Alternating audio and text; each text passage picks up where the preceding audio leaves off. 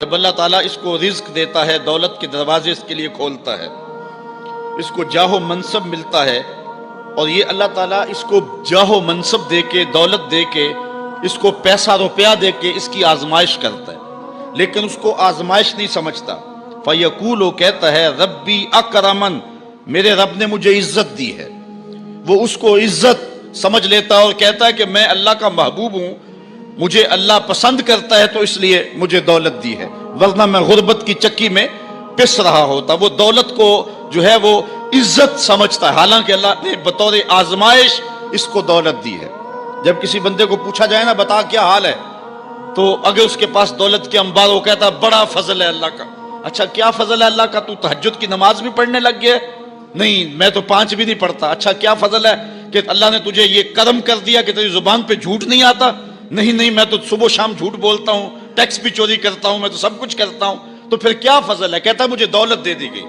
تو یہ انسان کی فطرت ہے کہ دولت جو مل جائے اس کو فضل الہی سمجھتا ہے۔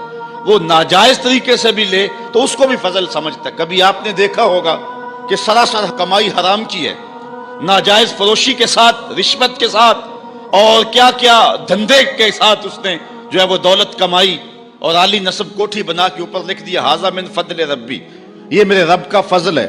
حالانکہ یہ تو قہر تھا، آزمائش تھی اس کے اوپر، لیکن وہ شیطان نے اس کو جس راستے پہ لگایا اور شیطانی دھندے کے ساتھ جو اس نے دولت کمائی، اس کو بھی یہ فضل ربی قرار دے رہا ہے اور سمجھتا ہے کہ واقعی میں رب کا فضل ہے۔ نہیں، اللہ فرماتا ہے ایسا نہیں ہے، یہ اس کی کج فکری ہے۔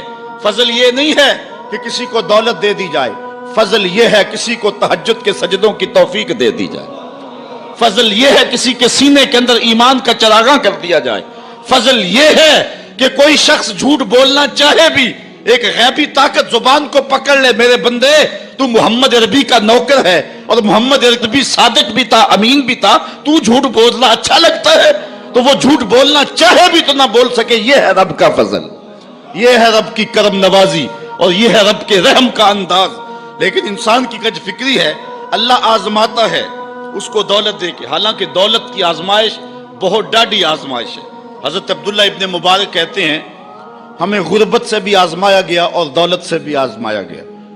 غربت کی آزمائش میں تو ہم پورے نکلے، لیکن دولت کی آزمائش میں ہم پورے نہ نکل سکے۔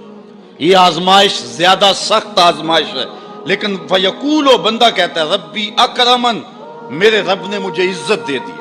کوئی عہدہ مل جائے، کوئی شان و شوکت دنیا کی مل جائے، چاہے وہ اس کا ذریعہ کوئی بھی ہو، بندہ کہتا جی فلاں پہ بڑا ہی اللہ کا فضل ہو گیا ہے۔ یار ایک معمولی شخص تھا، گلی سے نکلا، اب دیکھو جو ہے وہ وزارت کا قلم دان تھامے ہوئے ہے، بڑا فضل ہوا۔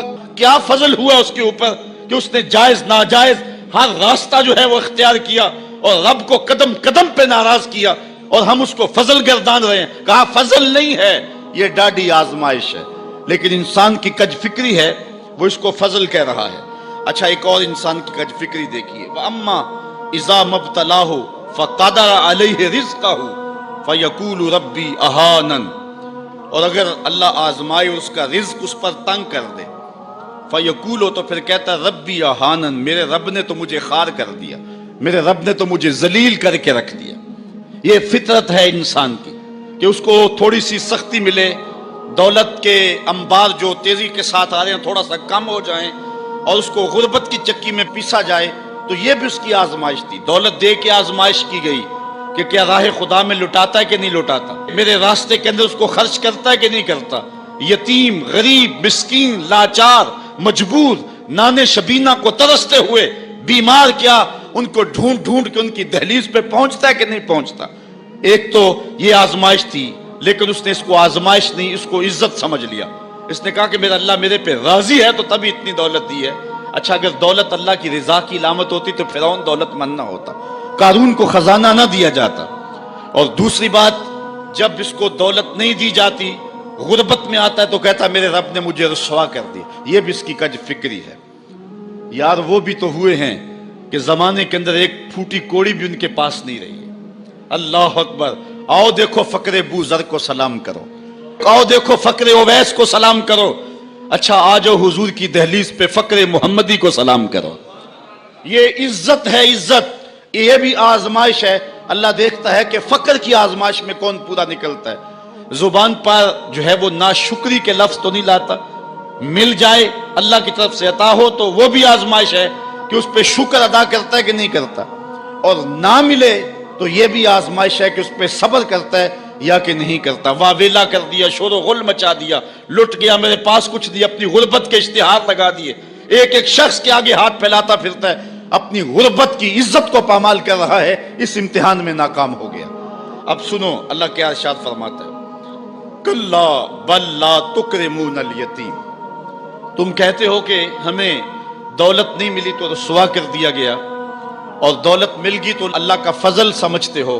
اللہ فرماتا ہے ایسا نہیں ہے، اگر تمہیں آزمائش میں ڈالا گیا ہے تو تم اس آزمائش میں کہاں تک پورے نکلے ہو۔ آج تمہارے اوپر جو سختیاں آئی ہیں، آج اللہ تعالیٰ کی اگر ناراضگی ہے تو اس کا یہ سبب نہیں ہے کہ تم کو دولت نہیں دی گئی، بلکہ سبب کیا ہے، غور کیجئے۔ کلا، ایسا ہرگز نہیں، جو اس کی فکر تھی کلا سے نفی کر دی گئی، اور اس بات کس چیز کا کیا گیا، بل لا تکرمون الیتیم، تم یتیموں کو عزت نہیں دیتے ہو۔ اصل بات یہ ہے جو بات سوچنے کی ہے۔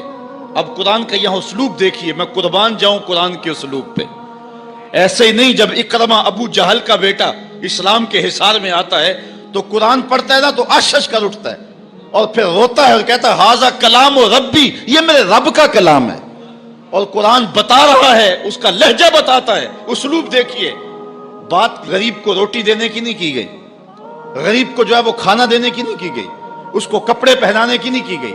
قرآن نے جو کہا ہے کلا بل لا تکرمون الیتیم، بات یہ ہے کہ تم یتیم کو عزت نہیں دیتے ہو۔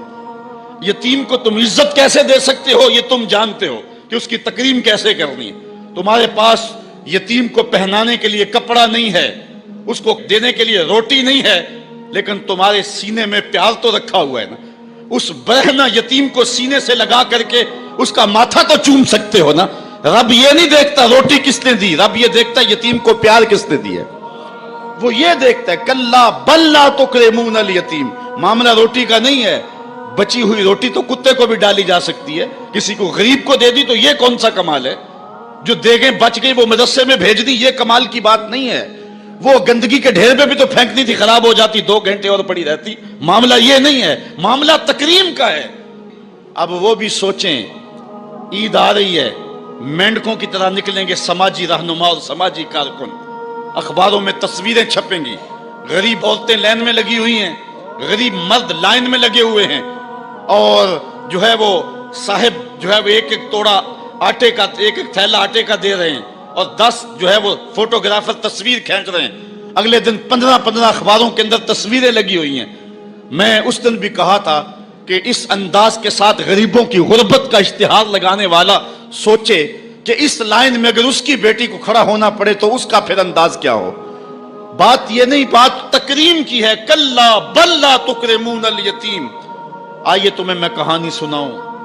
آقا کریم علیہ السلام جا رہے تھے عیدگاہ کو، راستے کے اندر ایک یتیم کھڑا تھا، اور آقا کریم نے کہا کہ بیٹے آج تم یہاں کھڑے ہو، کہا فلاں غزوے میں میرا باپ شہید ہو گیا تھا، میری ماں کا سایہ بھی میرے سر پہ نہیں ہے، لوگ اپنے گھروں میں ہیں، میں کس دہلیز پہ جاؤں۔ اچھا انتظار ہو رہا ہے عیدگاہ میں، حضور نے یتیم کو سینے سے لگایا، گھر لے گئے اور سیدہ فاطمہ سے کہا کہ جس طرح کا لباس حسنین کو پہنایا ہے اس کو بھی پہناؤ۔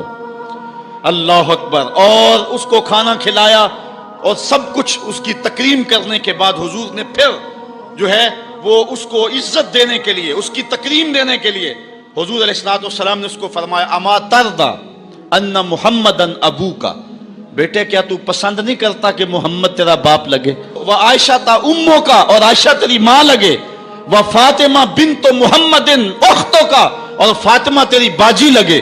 اس نے کہا یہ اعزاز مل جائے تو مجھے اور کیا چاہیے؟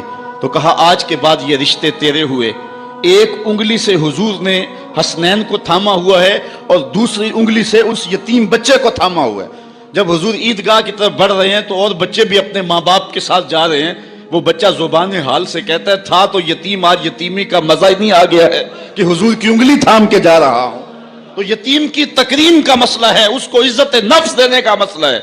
یتیم کو لوگوں کے اندر کھڑا کر کے اس کو اعزاز دیتے ہو، وہ اعزاز نہیں ہے، وہ رسوائی ہے۔ مجھے 1 سال قبل ایک ایسی تقریب میں لوگ کھینچ کر کے لے گئے جہاں وہ آج کل اجتماعی شادیوں کا رواج ہے، تو میں بڑی معذرت کی، میرے لیے مشکل ہوگا کیونکہ مجھے اندازہ تھا اس تقریب کا، لیکن میں کبھی گیا نہیں تھا پہلے۔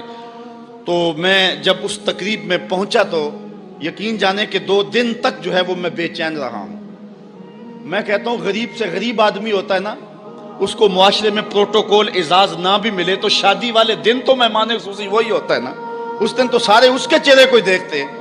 لیکن ان دولوں کو بھی جو ہے وہ لائن پہ بٹھایا ہوا تھا اور اوپر مہمان خصوصی کوئی اور بیٹھے تھے۔ میں نے کہا یہ بیچارے مسکین آج بھی مہمان خصوصی نہیں ہیں، آج ان کی زندگی کا اہم دن ہے اور آج بھی اتنے لوگوں کے سامنے اشتہار لگایا جا رہا ہے یہ غریب لوگ ہیں، اور دلہنوں کا بھی اشتہار لگایا جا رہا ہے یہ غریب بچیاں ہیں۔ اور پھر کیا ان کے چہرے پہ کوئی مسرت کے آثار تھے اور نہ ان بیٹیوں کے چہرے پہ کوئی مسرت کے آثار تھے؟ تو لوگ خوشی بانٹنے چلے ہیں لیکن غموں میں اضافہ کرتے چلے گئے۔ رات کی تنہائی میں نکلو، اندھیرا پھیلا ہوا ہو، کوئی دیکھنے والا نہ ہو، اپنے سائے سے بھی بچو اور جا کے غریب کے گھر میں رقم پھینک کے آ جاؤ، اسے پتہ نہ ہو یہ پھینکی کس نے ہے، اور پھر وہ شادی کریں جو دعائیں ان کے کلیجے سے نکلیں گی عرش تک پہنچیں گی۔ تو بات پیسے دینے کی نہیں ہے، بات تکریم کی ہے۔ کلا، دیکھو قرآن کا اسلوب، کلا بل لا تکرمون الیتیم، معاملہ یہ ہے کہ یتیم کی عزت، تکریم۔ میرے اور آپ کے آقا مولا نے تو یہاں تک فرمایا جب بچے اکٹھے کھیل رہے ہوں، تمہارا بچہ بھی ان بچوں میں کھیل رہا ہو تو بچے کو بیٹا کہہ کے آواز نہ دو، اس کا نام لے کے پکارو۔ عرض کی گئی حضور بیٹا ہے، بیٹا کہہ کے پکاریں گے تو حرج بھی کیا ہے؟ کہا تم نہیں جانتے، ہو سکتا ہے کہ وہاں کوئی یتیم بچہ بھی کھیل رہا ہو، اور جب یہ تم کہو گے تو تڑپ جائے گا، آج میرا باپ ہوتا تو مجھے بیٹا کہہ کے پکارتا، لیکن آج میں محروم ہوں۔ تو کہا مسئلہ یہ ہے، کلا بل لا تکرمون الیتیم ولا تحاضون علی طعام المسکین۔ دیکھیے قرآن کا اسلوب، کہا ایک تو یتیم کی تکریم نہیں ہے، یہ ساری افطار اس لیے آئی، اور دوسری بات یہ ہے کہ وہ آپس میں ایک دوسرے کو مسکین کے کھانے کی رغبت نہیں دیتے۔ یعنی ایک شخص خود غریب ہے اور اتنی طاقت نہیں رکھتا کسی غریب کی پرورش کر سکے، وہ عہدہ برا نہیں ہو سکتا کہ اتنا کہ میں تو کچھ کر نہیں سکتا، کوئی بھوکے تڑپتے ہوئے غریب کو دیکھے خود نہ دے سکے۔ اللہ نے اسے زبان تو دی ہے، کسی امیر کی دہلیز پہ وہ نہیں جاتا یہ چلا جائے اور جا کے توجہ دلائے کہ میرے ہمسائیگی کے اندر ایک یتیم تڑپ رہا ہے، بیوہ کی بیٹیاں بوڑھی ہو رہی ہیں دہلیز پہ، اور وہ جا کے اپنے اعتبار پہ جو ہے ان کا انتظام کر دے۔ یہ ہے ولا تحاضون علی طعام المسکین۔